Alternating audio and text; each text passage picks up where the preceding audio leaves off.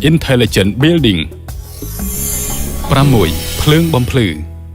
ពេលរាត្រីមានភ្លើង LED បំភ្លឺចែងចាំងជះទៅលើមេឃដូចជាពន្លឺផ្កាយដែលបង្កជាផ្ទាំងទស្សនីយភាពនៃពន្លឺពណ៌មាសរបស់ LED បង្កទៅជាកាំរស្មីចែងចាំងប្រដេញដែលធ្វើឲ្យសំណង់អគារហាក់ដូចជាមានពន្លឺរះត្រចះត្រចង់ចិញ្ចែងចិញ្ចាចបង្ហាញទស្សនីយភាពផ្សេងៗគ្នាធ្វើឲ្យអគារភ្លោះបង្អួតសោភ័ណចេញយ៉ាងឆាប់រហ័សនិងជាទីគយគន់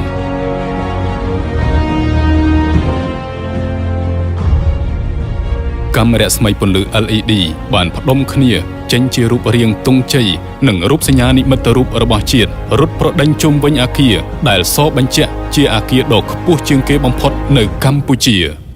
មានពន្លឺកាំរស្មី LED ពីរប្រភេទផ្នែកខាងក្រោមកាំរស្មីបាញ់ចេញមកអេក្រង់ជាវីដេអូផ្នែកខាងលើទាំង3ជួរមានបណ្ដុំរស្មីទាបជាងអាចប្រដេញភ្ជាប់នឹងអេក្រង់ពន្លឺហើយក៏អាចផ្ដាច់ចេញពីគ្នាដោយឡែកផងដែរដែលបង្ហាញចេញជារូបរាងផ្សេងដាច់ដោយឡែកភាពតាក់ទាញមួយទៀតដែលជាសោភ័ណភាពមួយបែបផ្សេងទៀតគឺពន្លឺប្រដេញពីលើចុះក្រោមប្រៀបដូចជាទឹកពណ៌មាសហូរធ្លាក់ប្រដេញគ្នាមិនចេះដាច់ជាថាមពលនៃទ្រព្យសម្បត្តិនៅលើទឹកដីបុរាណរូបរាងអគារបង្កើតចេញជាមជ្ឈមណ្ឌលទេសចរណ៍ផងនិងការសម្ដែងសិល្បៈពន្លឺផងនេះគឺជាលក្ខណៈពិសេសរបស់សំណង់អគារភ្លោះនេះពន្លឺពណ៌មាសបានរត់ប្រដេញគ្នាបង្កើតបានជាកាំរស្មីវិលជុំវិញព្រះពុទ្ធបដិមាករស្មីចេញពីព្រះពុទ្ធបដិមាមានពន្លឺចែងចាំងតាក់ទាញបេះដូងភ្ញៀវទេសចរគ្រប់រូបហាក់ដូចជាពន្លឺធ្លាក់ចុះពីលើមេឃពន្លឺដែលប្រៀបដូចជាទឹកធ្លាក់ចុះនេះបានរត់ប្រដេញចុះអមដោយគ្រាប់គុជចាំងផ្លែតលាយឡំជាមួយពន្លឺផ្កាទឹកប្រាក់រាប់ពាន់ពន្លឺព្រិចតូចៗបានធ្វើឲ្យคล้ายទៅជាថាមពលជាទីតាក់ទាញប្រហែលជាសោភ័ណភាពនេះបានតាក់ទាញត្រីពីទន្លេមកហិចហែលរមិញដែលធ្វើឲ្យយើងមើលទៅដូចជារាត្រីដែលពោពេញទៅដោយភាពត្រកុំត្រកាលភាពស្រស់បំព្រងតែងតែជាកម្មសិទ្ធិនៃអាថ៌កំបាំងនិងសាសនាអង្គរវត្តមានធាតុផ្សំជាច្រើនបង្កឲ្យមានភាពស្រស់ស្អាតទោះបីរងនៅសម្ពាធខ្យល់និងភ្លៀងរាប់ពាន់ឆ្នាំហើយក្តីការរចនាពន្លឺនិងស្ថាបត្យកម្មប្រកបដោយភាពតាក់ទាញនិងស្រស់សង្ហារូបភាពអង្គរវត្តដ៏មានឥទ្ធិពលតាក់ទាញដែលជាសម័យប្រវត្តិសាស្ត្ររុងរឿងវប្បធម៌អង្គរបានឆ្លងកាត់ពេលវេលានិងទីកន្លែងដែលក្នុងសង្គមរស់នៅរបស់មនុស្សយើងនឹងរីករាយយ៉ាងស្រស់បំព្រងពន្លឺនិងស្រមោលប្រៀបដូចជាបារមីជាមួយនឹងស្នាមញញឹមដោយសន្តោសនៃព្រះពុទ្ធបដិមាដែលនិយាយបានម្ដងពីយុគសម័យរុងរឿងនៃអង្គរ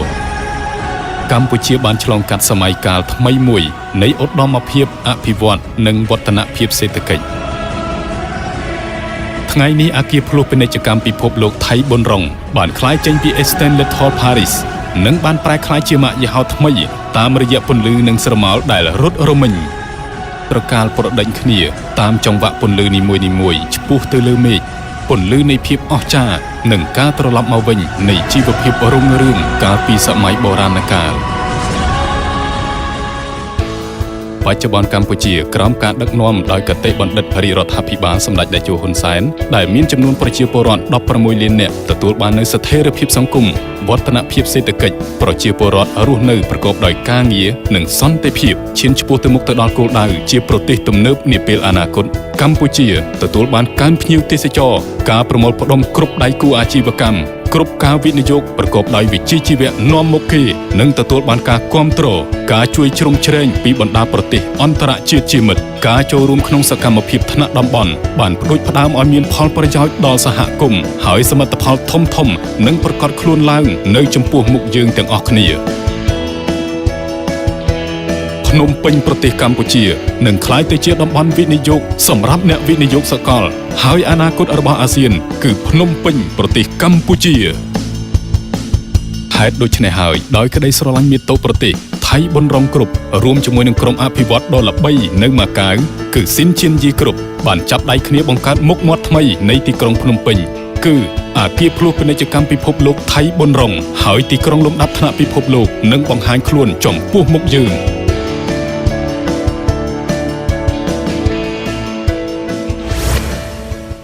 រាជធានីភ្នំពេញថ្មីកម្ពុជាថ្មីឆ្ពោះទៅមុខជាប្រទេសទំនើបសម្បូររុងរឿងនិងឈានឡើងជាបន្តបន្ទាប់ការកសាងឡើងវិញនៅយុគសម័យមាសអង្គរគឺនៅជិតបង្កើយ